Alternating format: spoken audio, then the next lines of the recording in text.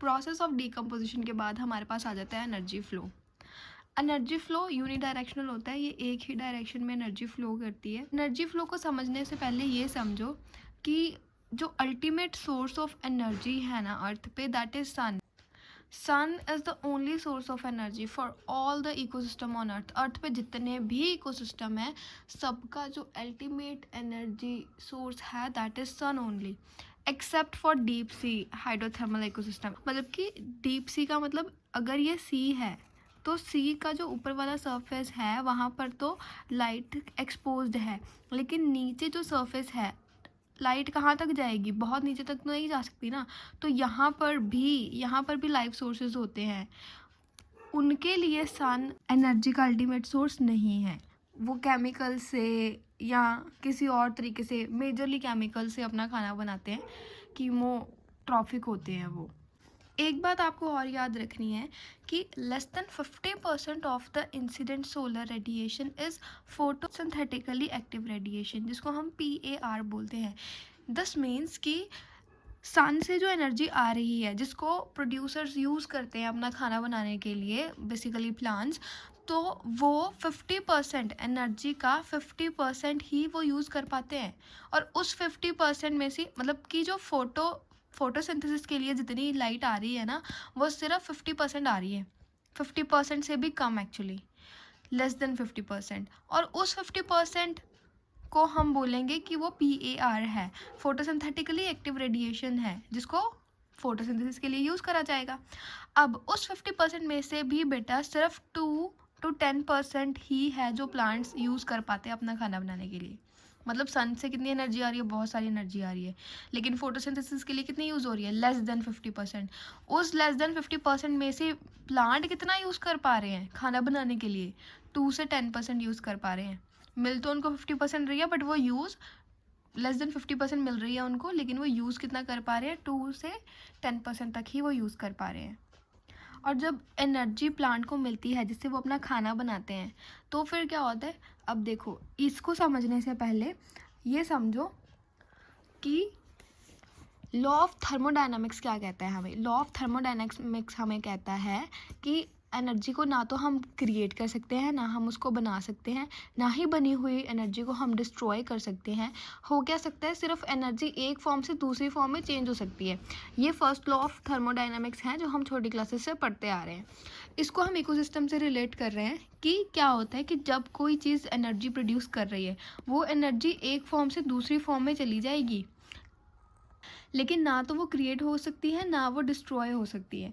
ठीक है, प्लांट से एनर्जी जाएगी, कोई और उसको प्लांट को खा लेगा तो एनर्जी वहाँ ट्रांसफ़र हो जाएगी। ठीक है, गोट है अगर प्लांट को खा रही है तो उसमें आ जाएगी एनर्जी। अगर गोट को कोई खा रहा है तो एनर्जी उसमें चली जाएगी। फॉर एग्जाम्पल लायन को कोई खा रहा है तो जब वो मर जाएगा तो एनर्जी सारी उसमें चली जाएगी, फिर वो सारी सॉइल में आ जाएगी, सॉइल से वो सारी जो प्रोड्यूसर्स हैं प्लांट्स हैं उनमें चली जाएंगी, और ये ऐसे फ्लो होती रहेगी। एनर्जी ना बन सकती है ना ये डिस्ट्रॉय हो सकती है। इसके अलावा हमने सेकेंड लॉ ऑफ थर्मोडायनेमिक्स में भी पढ़ा है, जिसमें हमने क्या देखा है कि the state of entropy of universe will increase with time. Entropy का मतलब यहाँ क्या होता है, मेजर ऑफ रैंडमनेस, कि रैंडमनेस को अगर हम कहाँ कैसे मेजर कर पाते हैं उसको हम एंट्रोपी बोलते हैं। दिस मीन्स कि जो एंट्रोपी की स्टेट है पूरे यूनिवर्स में वो इंक्रीज़ होती रहती है विद टाइम। मतलब यहाँ पर रैंडमनेस बढ़ती रहती है। जब एनर्जी फ्लो होती है एक जगह से दूसरी जगह में ट्रांसफॉर्म होती है तो फिर क्या होता है, रैंडमनेस बढ़ जाती है। और ये याद रखना, जब एक जगह से मतलब एक लेवल से दूसरे लेवल में एनर्जी फ्लो करेगी तो वो पूरी की पूरी एनर्जी उस लेवल में नहीं जाएगी, वो डिक्रीज़ कर जाएगी। ठीक है, कम हो जाएगी। अगर यहाँ पर let's say 500 joule of energy यहाँ पर इसको मिली है इस प्लांट को, तो उसके बाद जब गोट इस प्लांट को खा लेगी तो 500 जूल नहीं जाएगा। ठीक है, 50 जूल ही जाएगा। देन 50 के बाद यहाँ पर सिर्फ 5 जूल ही जाएगा, तो वो जो एनर्जी है वो कम होती रहती है। एक और बात जो आपको याद रखनी है, लेवल ऑफ कंज्यूमर्स। जो कंज्यूमर होते हैं प्रोड्यूसर के ऊपर फीड करते हैं, जैसे ये प्रोड्यूसर है जो खाना खुद बना रहा है अपना, इसके अलावा ये सारे कंज्यूमर हैं। तो हमारे पास जो कंज्यूमर है वो एक प्राइमरी कंज्यूमर होता है, सेकेंडरी कंज्यूमर होता है, टर्शरी एंड क्वार्टिनरी। 4 तरह के हमारे पास कंज्यूमर होते हैं। पहला कंज्यूमर होगा प्राइमरी कंज्यूमर, जो कि प्लांट के ऊपर फीड करेगा, जैसे ग्रास होपर प्लांट्स के ऊपर फीड करेंगे, प्रोड्यूसर के ऊपर। फिर आ जाएगा सेकेंडरी, जो प्राइमरी कंज्यूमर के ऊपर फीड करेगा, जैसे कि फ्रॉग। फिर आ जाएगा टर्शरी, जो सेकेंडरी कंज्यूमर के ऊपर फीड करेगा। लास्ट पे आ जाएगा क्वार्टिनरी, जो टर्शरी कंज्यूमर के ऊपर फीड करेगा, जैसे grasshopper, frog, snake, and then snake के ऊपर हॉक फीड करेगा। और ये क्या कर बनाती है, एक फूड चेन बना लेता है ये। तो फिर फूड चेन क्या हुआ? Food chain is the series of living organism feeding on one another.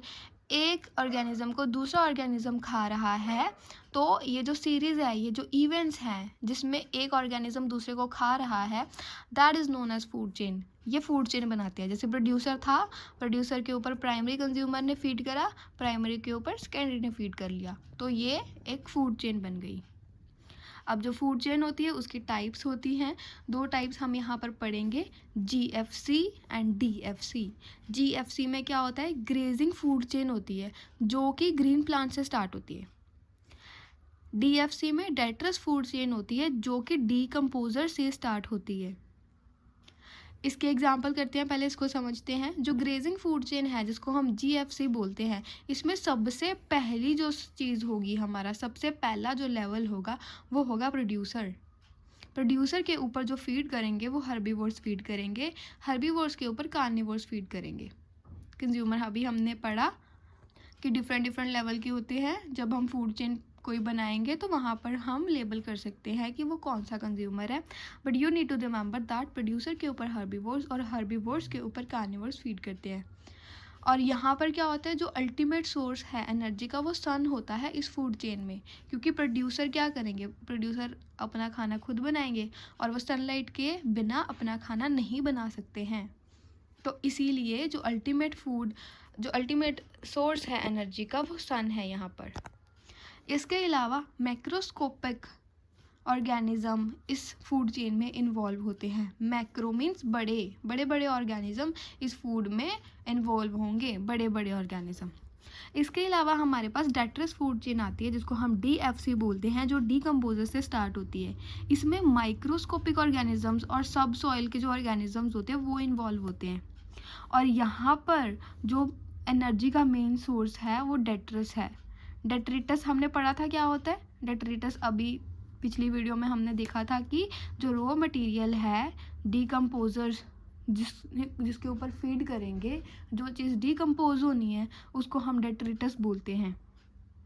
जैसे अब इस फूड चेन की हमारे पास एग्जांपल क्या आ जाएगी, जैसे डेड लीव्स से ये स्टार्ट होगी, ठीक है, डेट्रिटस से स्टार्ट होगी, उसके ऊपर डीकम्पोजर वगैरह फीड करेंगे, देन वुडलोस और ब्लैकबर्ड। अलग अलग इकोसिस्टम में बेटा अलग अलग टाइप की फूड चेन होती है। जैसे फॉर एग्जांपल एक्वेटिक इकोसिस्टम में जो फूड चेन होती है वो हमारे पास GFC फूड चेन है, जो ग्रेजिंग फूड चेन है वो यही है यहाँ पर major channel of energy flow. लेकिन टेरेस्ट्रियल इकोसिस्टम में क्या होता है, जो DFC है हमारे पास वो यहाँ पर मेजर चैनल एनर्जी फ्लो का होगा, ठीक है। डेट्रिटस फूड चेन ही यहाँ पर मेजरली एनर्जी फ्लो करवाएगी। उसके बाद आ जाता है हमारे पास steps in a food chain. एक फूड चेन में कुछ स्टेप्स होते हैं। जो फूड चेन होती है वो अलग अलग स्टेप्स की हो सकती है। वो हो सकती है 2 स्टेप फूड चेन, या फिर वो 3 स्टेप फूड चेन हो सकती है, 4 स्टेप फूड चेन, या फिर 5 स्टेप फूड चेन हो सकती है। 2 स्टेप फूड चेन की एग्जांपल आ जाएगी, जैसे फॉर एग्जांपल प्लांट्स थे, प्लांट्स के ऊपर एलिफेंट ने फीड कर लिया, तो ये 2 स्टेप फूड चेन हो गई। इसमें सिर्फ 2 ही लेवल हैं, 2 लेवल फूड चेन हम इसको बोल सकते हैं। थर्ड की एग्जांपल आ गई थी प्लांट के ऊपर डियर ने फीड किया, डियर के ऊपर टाइगर ने फीड करा। देन 4 लेवल फूड चेन में कॉर्न था, कॉर्न के ऊपर माउस ने फीड करा, माउस के ऊपर स्नेक ने फीड कर लिया, स्नेक के ऊपर आउल ने फीड कर लिया। ये 4 लेवल फूड चेन हो गई। लेवल 5 फूड चेन में हमारे पास प्लांट थे, प्लांट के ऊपर ग्रास होपर ने फीड किया, ग्रास होपर के ऊपर फ्रॉग ने, फ्रॉग के ऊपर स्नेक ने फीड किया, स्नेक के ऊपर हॉक ने फीड कर लिया। ये याद रखना, जितनी कम स्टेप की फूड चेन होंगी उसमें उतने ही कम कंज्यूमर होंगे।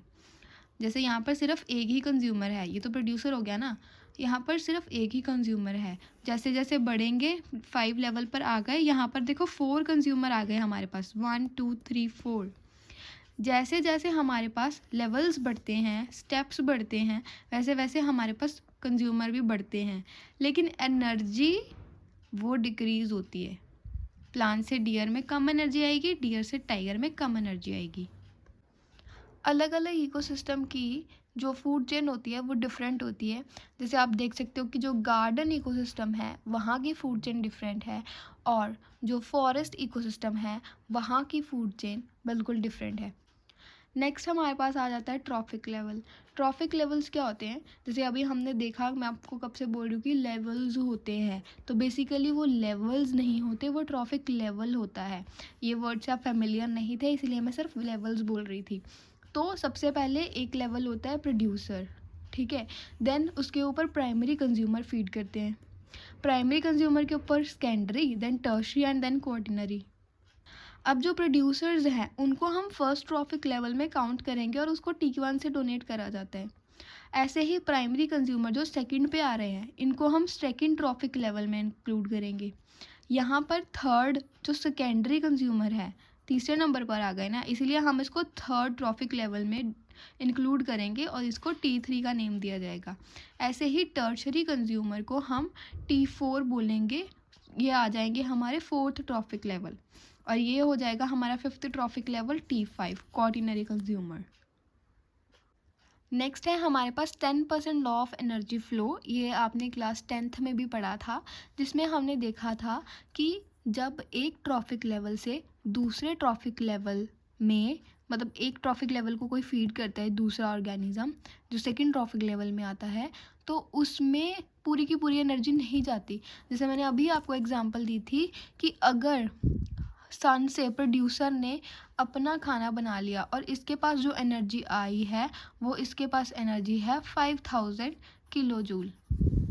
जब इसके ऊपर प्राइमरी कंज्यूमर फीड करेंगे तो फिर क्या होगा, यहाँ पर सिर्फ 500 ही आएगी एनर्जी, ट्रांसफ़र सिर्फ 500 होगी, और यहाँ पर कितनी होगी, यहाँ पर और कम हो जाएगी, 50 किलो जूल ही ट्रांसफ़र होगी।